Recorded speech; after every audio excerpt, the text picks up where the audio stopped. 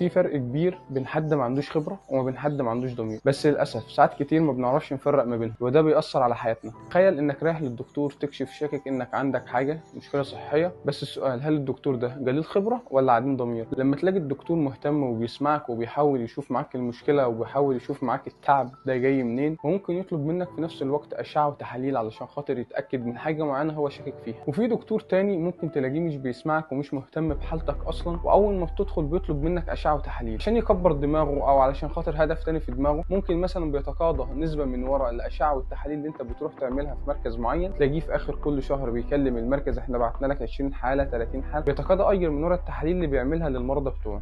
فده بيبقى عديم ضمير، وده ما بنعرفش نفرق ما بينه وما بين عديم الخبره. فلما نيجي نروح او نيجي نختار حد او في اي حاجه في حياتنا لازم نركز ونعرف احنا بنختار مين، ولازم يكون حد ذو ثقه. اللي ما عندوش خبره ممكن يتعلم مع الوقت، لكن اللي ما عندوش ضمير دي مشكله تانية تماما.